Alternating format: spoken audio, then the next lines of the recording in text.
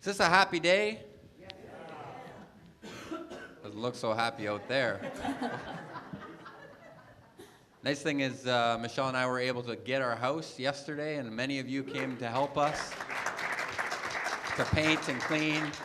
So we're so grateful for this church family. I'm even getting to love you even more, especially when you show love back. It's great. So why don't you stand with us? We have some great songs. This one was requested over and over and over every week. This song's requested.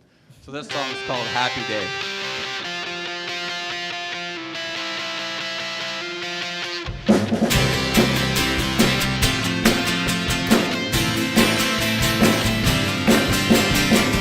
This day in history, death is beaten, you have rescued me. Sing it out. Jesus is alive. Do you believe that? The empty cross, the empty grave, life eternal, you have won the day. Shout it out, Jesus is alive. He's alive. And oh, happy day, you wash my sin away.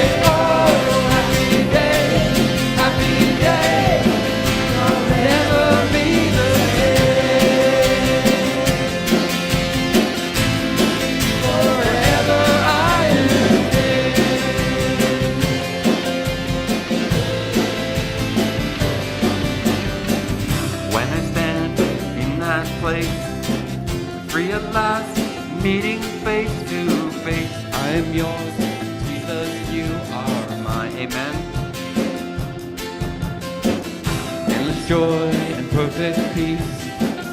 Earthly pain finally will cease. Celebrate, Jesus is alive. He's alive.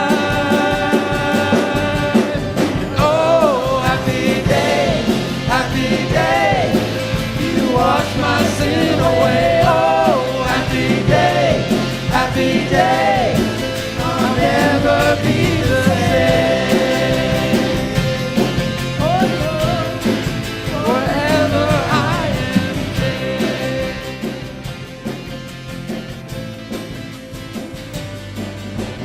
Oh, what a glorious day. What a glorious way.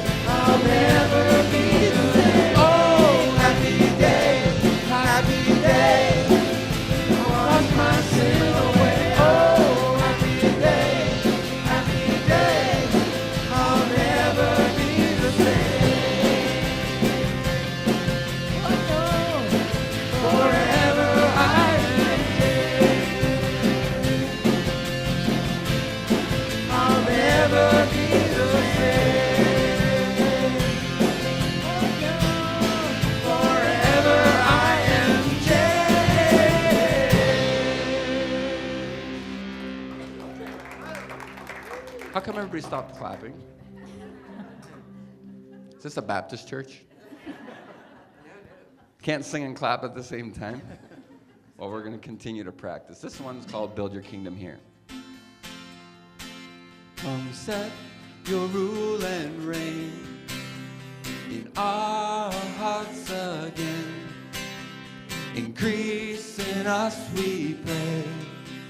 Unveil why we're made. Come set our hearts ablaze with hope, like wildfire in our very souls. And Holy Spirit, come, invade us now. We are your church. We need your power. Here we go.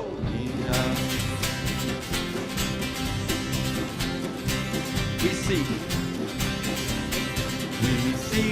your kingdom first. We hunger and we thirst. Refuse to waste our lives, for you're our joy and pride. We see the captive's heart release, the hurt, the sick, the poor at peace.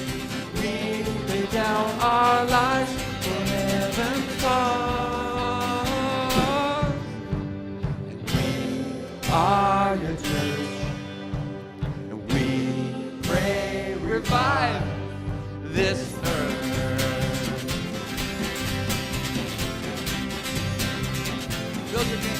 Build your kingdom here.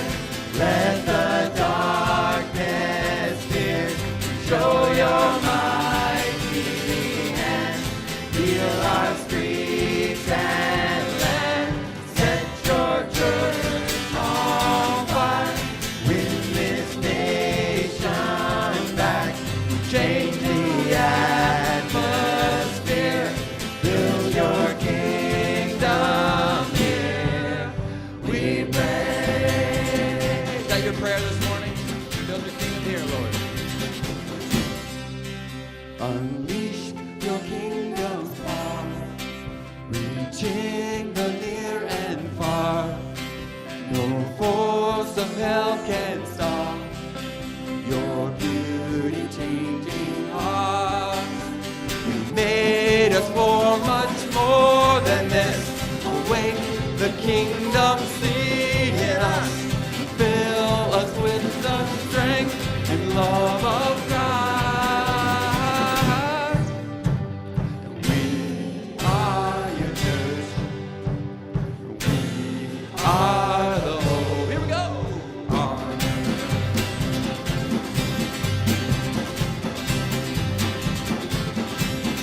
Build your kingdom here. Let the darkness fear. Show your mighty hand. Heal our streets and land. Set your church on fire. Win this nation back. Change the atmosphere. Build your kingdom here. We pray.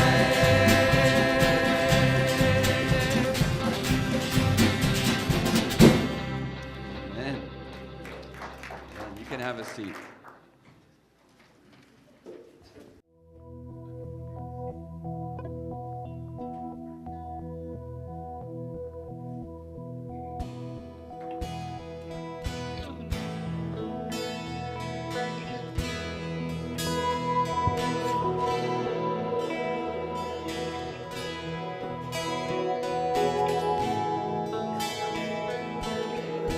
When clouds veil sun, disaster comes. Oh my soul, oh my soul. When waters rise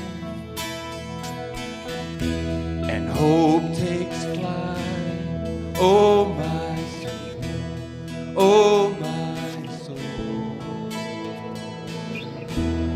Oh my soul,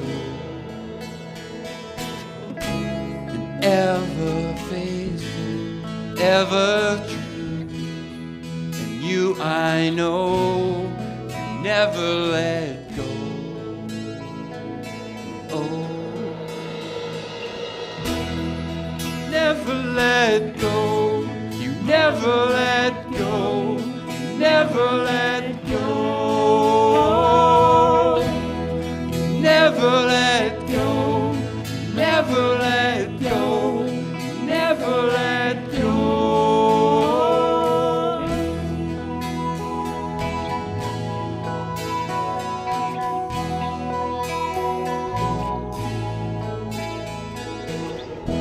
When clouds brought rain, disaster came. Oh my soul, oh my soul. When waters rose and hope had flown. Oh my soul, oh my soul. Oh my soul, ever faithful, ever true, and you I know, you never let go, and oh, never let go, never let go, never let go. Never let go, never let go, never let go. Oh my soul, it overflows. Oh what love, oh what love. Oh my soul, filled with hope, perfect love that never lets go.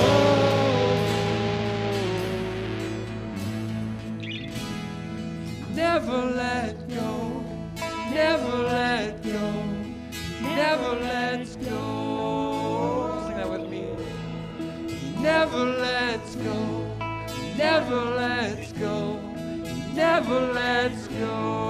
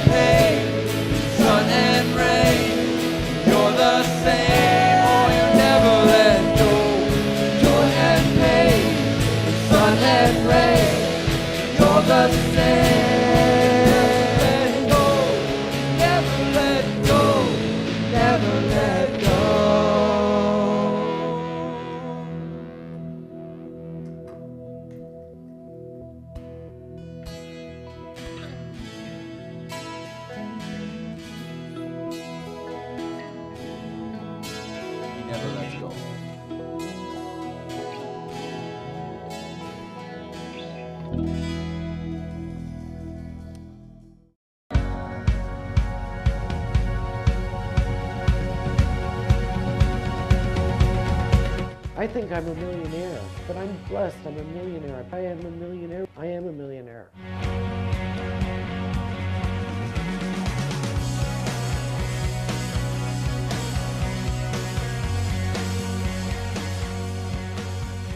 My name's Lee Fisher, and I've been attending North Burlington for 12 years, and I was saved and baptized here.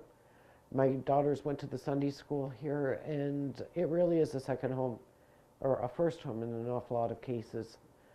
As everybody knows me now, I'm physically challenged, internally challenged, financially challenged, but I'm a millionaire. One of the things that we're talking about is being filthy rich and dirt poor, and I'm a millionaire. I don't have money or an overabundance of it, but I've got a home and food, two amazing daughters that I've raised on my own. They enrich my life. My daughters are the reason why I get out of bed even now when they're 22 and 23, one married. But I have relatives that are filthy rich, that some have God in their life, a lot of them don't have God in their life. And no matter how much money that they've got, if you don't have God in your life, what's the purpose?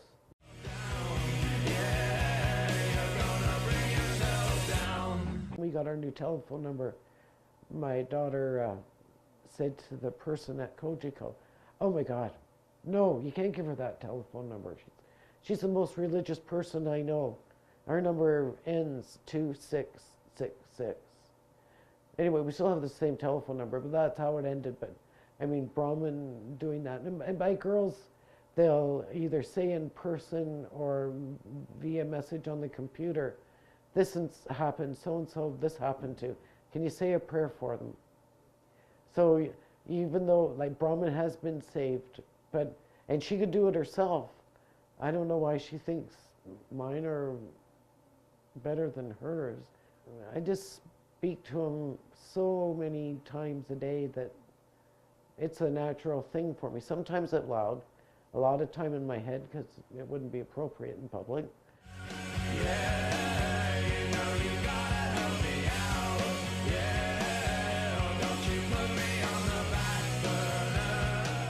We were blessed with having millions of cousins. We were very prolific. And you may not talk to somebody for 6 months, and you get on the phone and you know for sure it's an hour. I mean, anybody can come to our house for dinner, but especially during Christmas and Thanksgiving and Easter, no one should be alone. And even though right now we should have 4 people, we have 12, 14, 16 for dinner. And it's a big deal. Who cares? We'll throw another potato in the pot. We lost my grandpa, 2 grandmas, and my mom in 18 months. And it was devastating, just devastating. Maybe people that are challenged financially, I know that sounds silly, but I think that they have perhaps a better, not a better chance, but because they haven't got all the external nonsense and everything, that number one, they would have time to, read the Bible or hear things or go to Christian movies and stuff and not really maybe understand, or it would hit home more. Without all the external stuff, you have the chance to really listen and really absorb what it is. So I think the rich are challenged, that the supposedly challenged truly aren't challenged. I am a millionaire. I have everything, and God is the center of my life.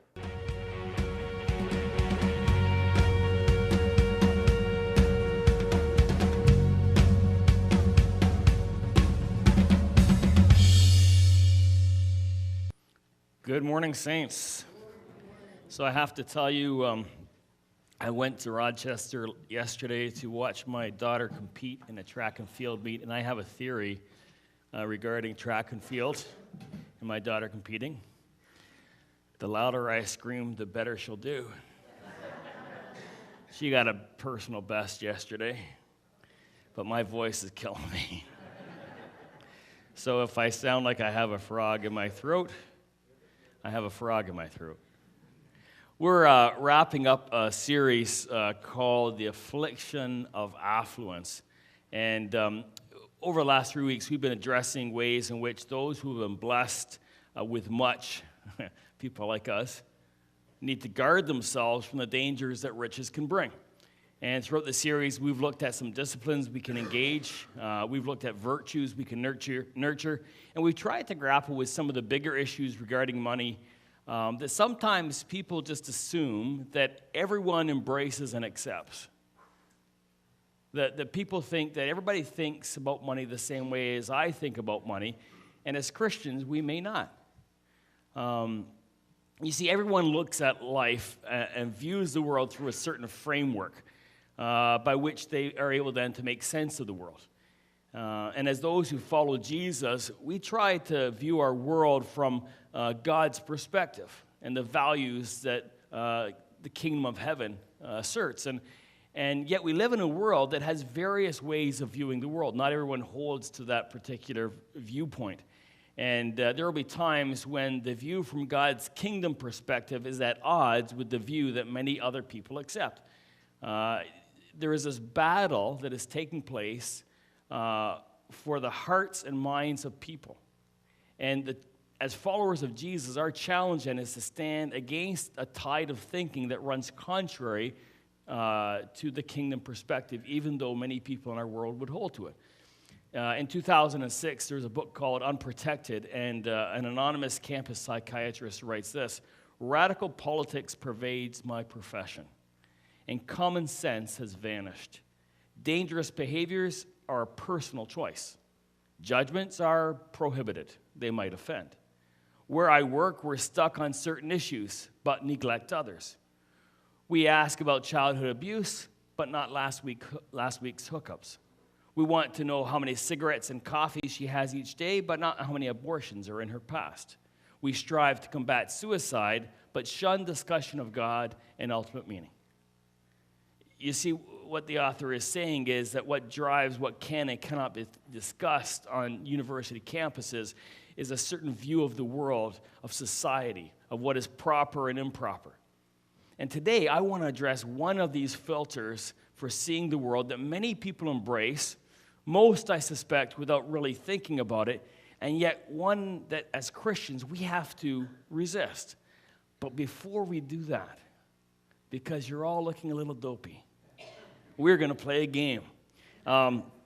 Here's how it's going to work. I'm going to list, the name of the game is What's It Worth? I'm going to list an item that was sold on eBay. I'm going to list a few prices, and all you have to do is you have to put up your hand when you think that's the price that the item was for. So we'll see how this works. Okay, so the first item that was up for auction was the right to name her soon-to-be-born baby. Whoever bid the highest would get the right to name the baby. So what was that worth? What did it go for? Was it $2,550, $8,900, $15,500, or $95,000? Okay, so how many think it's $2,000? Now everyone has to participate because 3 people without using deodorant are going to stick up their hand. It's going to be awkward for everybody. Okay, so how many people think it's $2,550? Come on, someone commit. All right, how many think it's $8,900? How many think it's $15,500? And how many think it's $95,000? So Melissa Hookschel from Connecticut put her unborn baby's name up for auction on eBay in February, and goldenpalace.com was the buyer of those rights, probably for the advertising advantages. So on April 30th, 2005 at 3:34, little Golden Palace Benito was born. Her mom will call her Goldie, and the price was $15,500. I don't know if I'd be celebrating that much. Okay, question 2. A 10-year-old grilled cheese sandwich that has the image of the Virgin Mary on it. Now, I don't even know how you can confirm that. Really, is that the Virgin Mary or is that Mae West? I don't know. Anyways, so did that sandwich sell for $28? $2,800? $280? Or $2,800? Who says $28?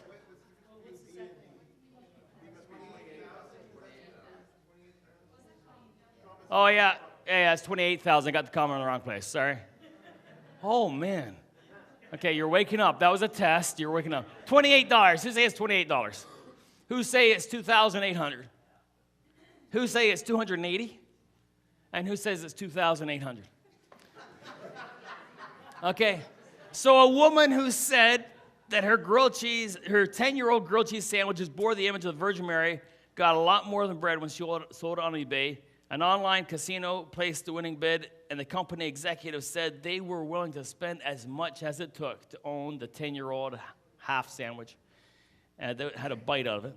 She said she took a bite after making the sandwich 10 years ago and saw a face staring back at her. She put the sandwich in a clear plastic box with cotton balls and has kept it in her nightstand. She said the sandwich has never sprouted a spore of mold. The price, $28,000. You could have had that. All right. On eBay, someone sold the meaning of life. Okay? How much did they sell it for? Was the meaning of life worth $10.50?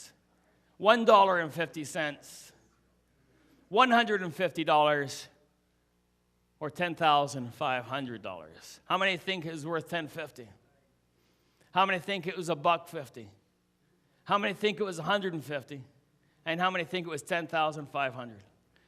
Well, apparently someone finally figured out the meaning of life, and they put it up for sale on eBay. The auction obtained 8 bids, and it sold for a whopping $10.50.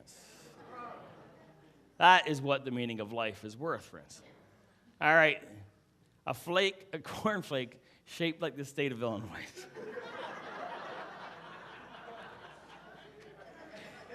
See, I got a box of corn. I'm going home this afternoon. Okay, so is that worth $75, $180,000, $1,350, or $840? How many people say it's $75? How many people think it's $180,000? How many people think it's $1,350? And how many $840? Say a cornflake shaped like the state of Illinois. You know, one cornflake, really.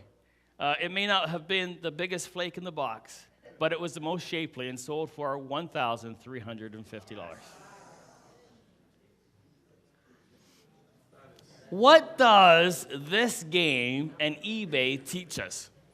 Well, it reinforces a belief that's very strong and is assumed in a free market system like ours. Now, I'm going to get a little technical, and I don't want you to lose me because it's important to understand this point to understand the sermon, okay? A free market system is one in which prices are set by consent between a buyer and a seller. So if I were to ask you what is the price of a gas a liter worth, you would have to say on what day.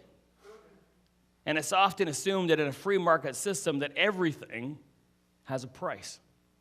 That's why you can sell a 10-year-old grilled cheese sandwich online, or you can sell a female's body in an alley. You name it, and someone will pay a price. And when we pay for something, when we put financial value on a thing, we make it into a commodity. In economics, a commodity is a marketable item produced to satisfy the wants or needs of a person. So, as a result, an object's value is not linked directly to what it is. Really, a grilled cheese sandwich should not be worth that much, but to what it can be exchanged for. In the book of Revelation, the name Babylon is given to the world which is in rebellion against God. It's a metaphor that represents everything that's worldly. And in the 18th chapter, it tells about the destruction of this system. And this is what we read in verses 10 to 13. Woe, woe to you, great city, you mighty city of Babylon. In 1 hour your doom has come. The merchants of the earth will weep and mourn over her because no one buys their cargoes anymore.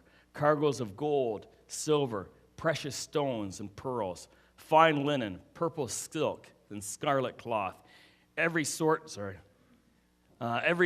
of citron wood, and articles of every kind made of ivory, costly wood, bronze, iron, and marble, cargoes of cinnamon and spice, of incense, myrrh, and frankincense, of wine and olive oil, of fine flour and wheat, cattle and sheep, horses and carriages, and human beings sold as slaves. You see, the Babylonian system sold all kinds of things. Everything had value, starting with gold, silver, and precious stones. Those things had the most valuable. And then they work their way to the bottom list of the list, those things of least value, human beings sold as slaves. You see, initially, the free market system was set up. It believed that some things were beyond economic exploitation. But we underestimated the greed that drives the demand for more ways to get money.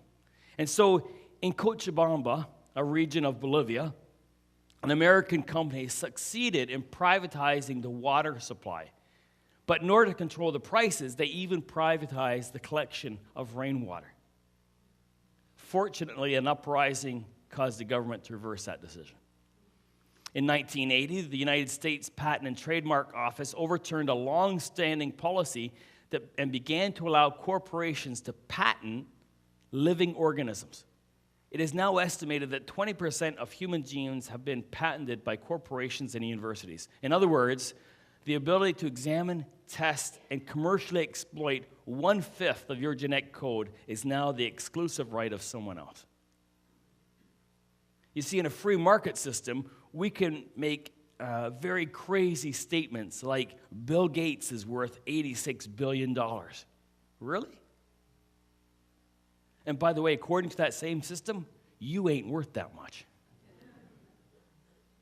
See, what our ability to buy does, one of the afflictions of affluence upon a society like Canada, is that it conditions people to believe that nothing carries intrinsic value. The value is always in a relationship to the thing. There's an account found in Luke chapter 12, verses 13 to 15. Someone in the crowd said to him, "Teacher, tell my brother to divide the inheritance with me."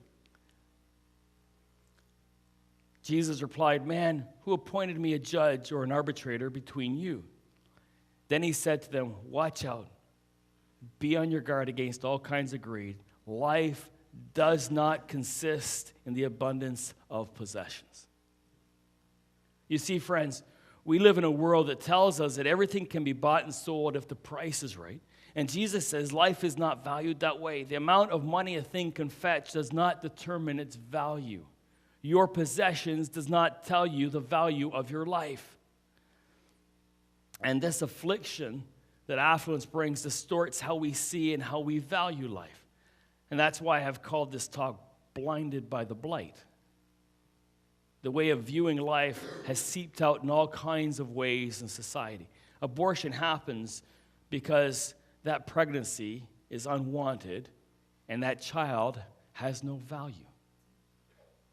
I find it ironic that if I were to get the sock of Justin Bieber, I could sell that for lots of money, but a child in the womb has no value. Pornography and prostitution and child sex trafficking are all the products of human sexuality being priced. Rick Warren recalls a time when he was speaking to a prison, and it was an audience of approximately 5,000 males, all inmates, and nobody was paying attention. This is what he writes: "Nobody was paying attention except for a couple of hundred people right up front. I was standing on the ground with no stage, just a microphone. But the microphone could be heard throughout the entire yard.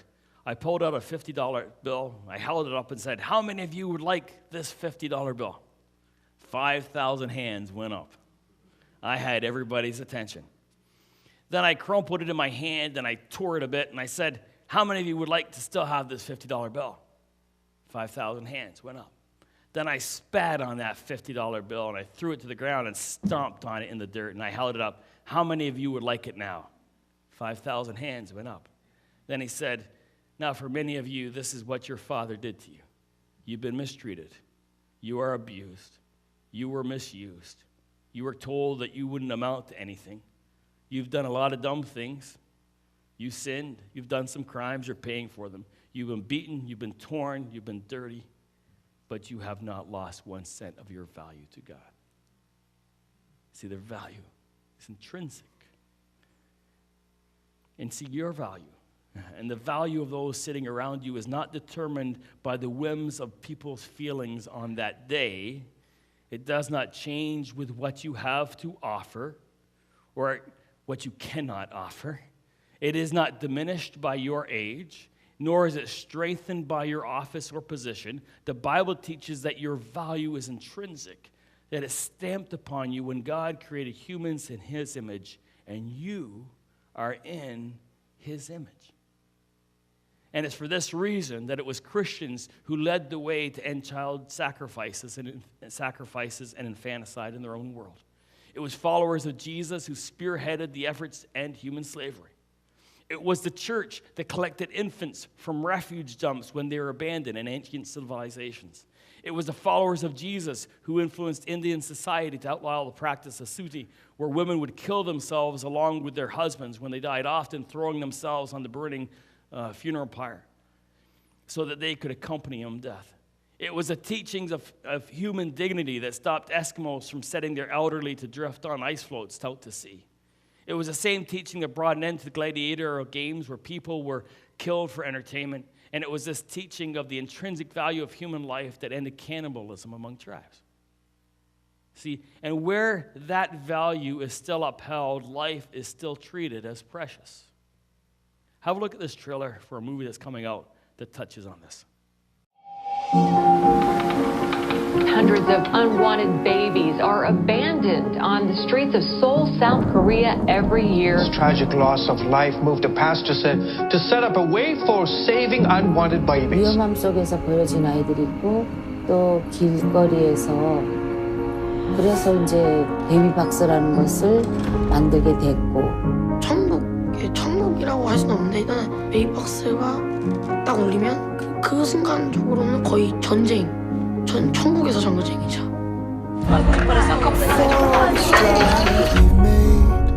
목사님, 이 아이하고 죽으려고 나타났습니다. 안 된다. 그러면 너도 살고 애기도 살기 위해서는 그 아이 데려와라. 길이 엄마의 그림입니다. 제 아들을 부탁드립니다. 찾지 말아 주십시오. 죄송합니다. 정말로 죄송합니다.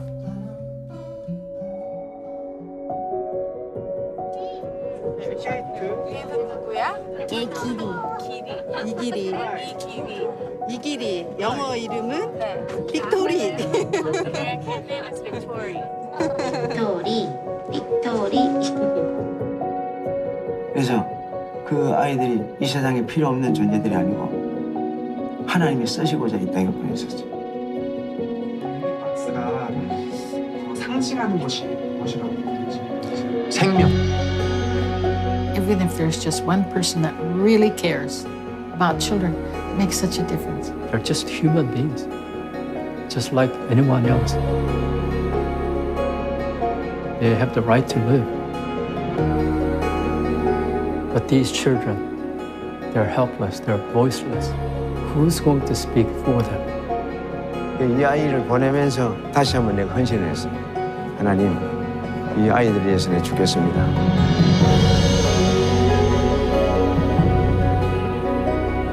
믿음, 소망, 사랑 중에 그 중에 제일은 사랑이라고 했어요.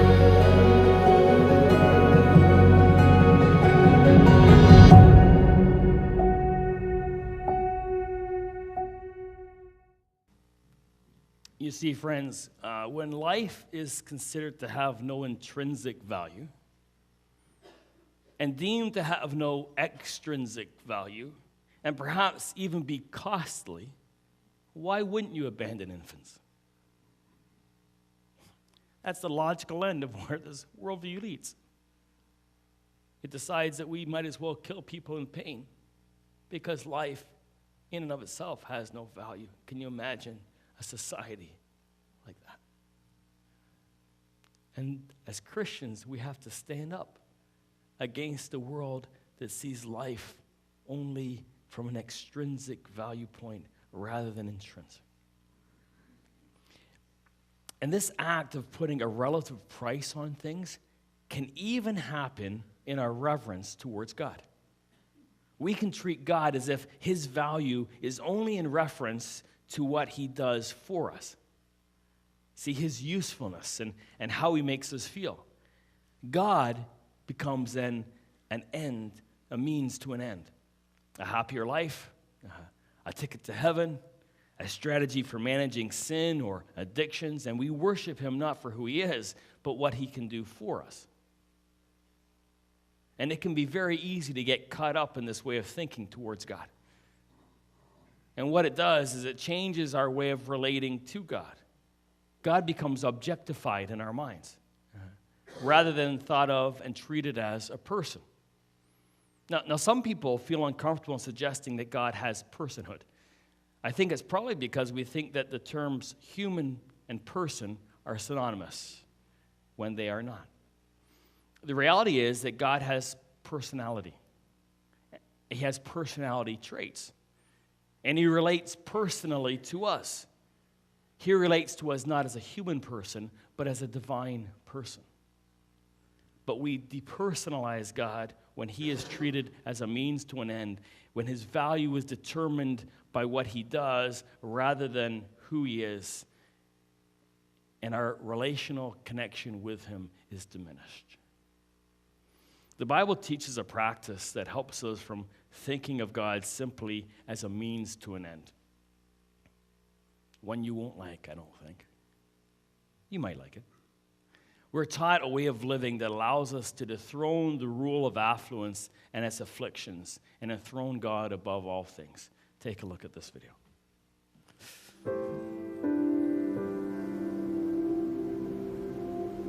Two men bring an offering to the Lord, one of the fruit of the ground, the other the firstborn of his flock. God accepts one and rejects the other. Why? Now Abel was a keeper of sheep, but Cain was a tiller of the ground. And in the process of time, it came to pass that Cain brought an offering of the fruit of the ground to the Lord. Abel also brought the firstborn of his flock and of their fat. The word tells us clearly that the offering Abel brought was the firstborn of his flock. But it doesn't say that Cain brought the first fruits of his crops. It simply says, in the process of time, Cain brought an offering. Cain harvested his crops and over time gathered enough to bring an offering. It was an offering on Cain's terms. God accepted Abel's offering because it was the first of his increase.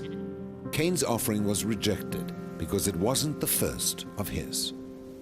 Giving the first to God requires faith. When a firstborn lamb is born in a flock, it's not possible to know how many more lambs that you might produce. But Abel gave his firstborn lamb in faith, whereas Cain made sure he had enough for himself before giving to God. Many of us treat God the same way as Cain, making sure we have enough money before we see if there's anything left for God. Even if we give from what's left over, God can't accept the offering because it's not the first fruit.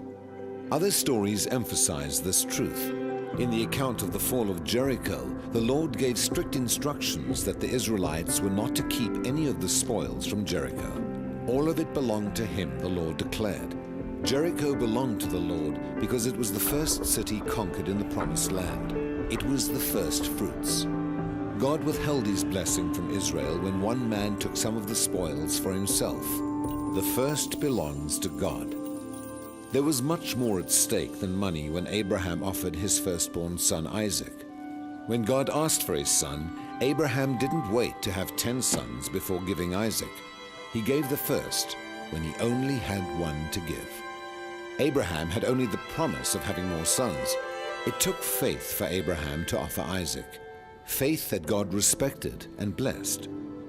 And God did the same for us.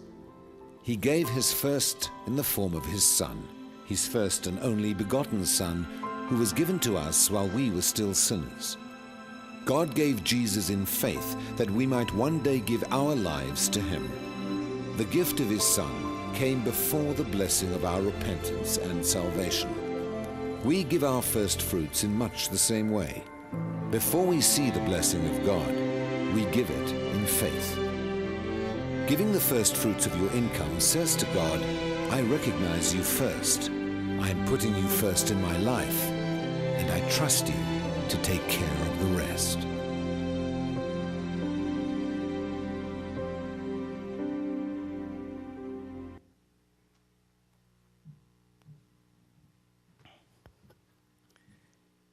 giving God the first portion works to keep our hearts valuing him above all things. I don't know why it is we get weirded out by this idea that we should put God first.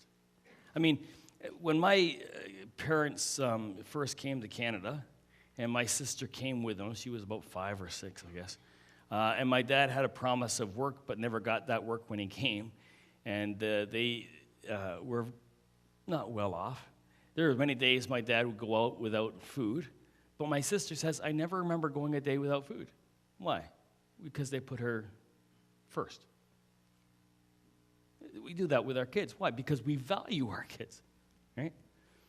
When Caitlin and Andy and several others in process give birth,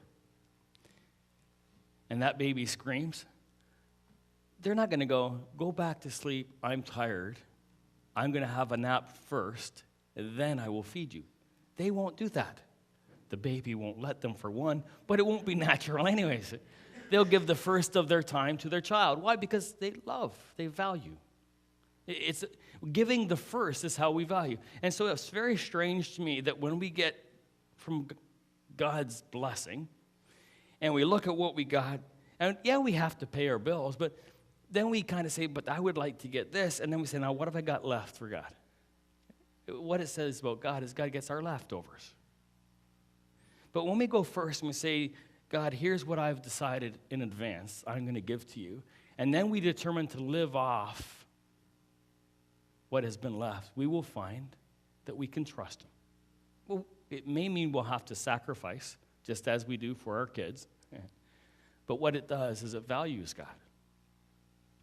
And one of the dangers of affluence is it commodifies God's, and by allowing our hearts to put him first in all things, it keeps us from looking at God merely as an object.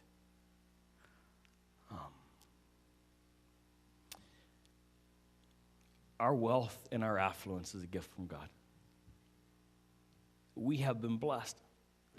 But do not confuse the blessings of your life with the value of your life. Life does not consist in an abundance of possessions. Not for you, and not for others. And that's why we are not to look upon human life, that's why we are to look at human life as precious, even lives which have been broken and discarded. And we are not to confuse the blessings of God with the value of God, as if he were only as valuable as the gifts that he gives us. We have been made in his image, and his inestimable worth is the image that we bear. Let's pray. So, Father, thank you that you have made us in your image, and because of the image we bear, we have incredible worth and value. Thank you, Father, that any person we look at bears that same image. And make us the kind of people who value others, who does not commodify human life. And thank you, Father, that all that we have is a blessing for you. And if we can continue to give those blessings back to you, we will praise you. But when we put those blessings above you, we actually dethrone you in our hearts, and we don't want to do that. So forgive us when we have. Help us to bless you by giving back to you.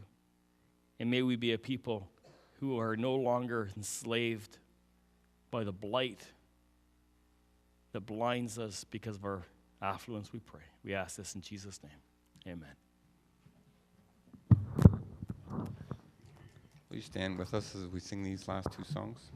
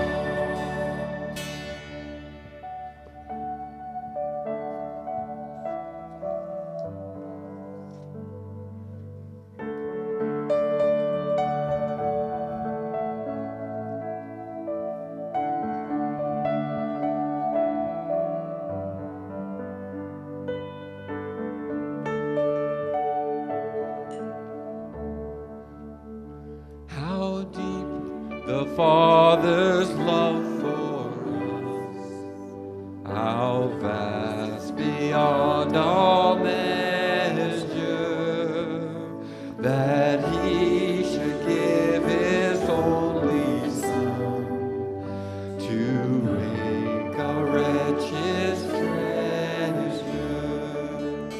How great of searing loss, the Father turned His face away, as words which by the chosen ones bring many sons to glory.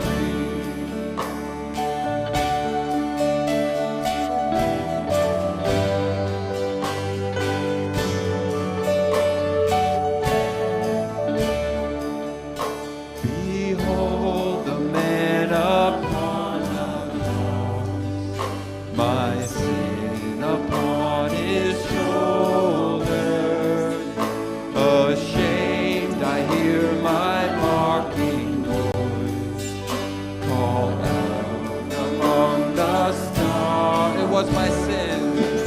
It was my sin that held Him there until it was accomplished. His dying breath has brought me life. I know that it is finished.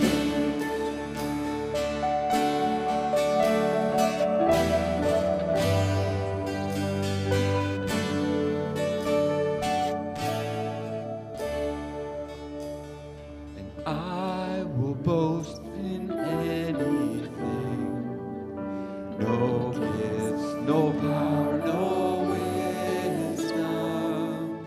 But I will boast in Jesus Christ. His death, His resurrection. Why should I gain from His reward?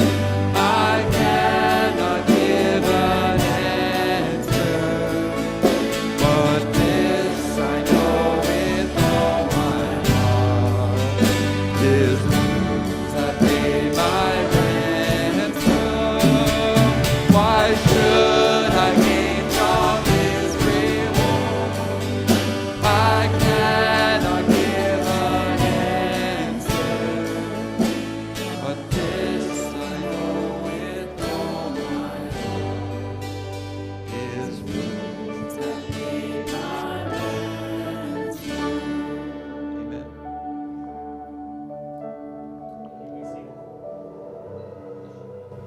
You know, I find it ironic that I had planned to preach this sermon on the week that our highest court would say that the taking of human life is okay.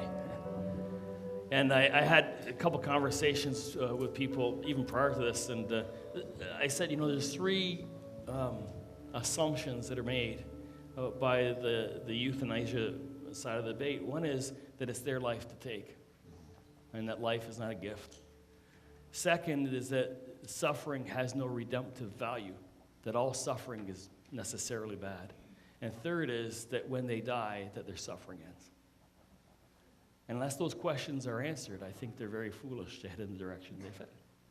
Friends, this week, you're going to meet a millionaire, and it's you, and it's the person beside you, and it's Lee sitting in the front row, and it's all of us, because our worth is not determined by what people will pay for us. It's because we have been stamped with this indelible imprint of a God who is inestimable in His worth, who is far and above, and you bear His image. So this week, friends, as you see people, show them their true worth in God's eyes. Go with the grace and the peace of God. Go in His name this week and value those around you. Oh, the wonderful cross. Oh, the wonderful cross bids me come and die and find that I may truly live. Oh, the wonderful cross, oh, the wonderful cross. All who gathered here, by grace draw near, let your name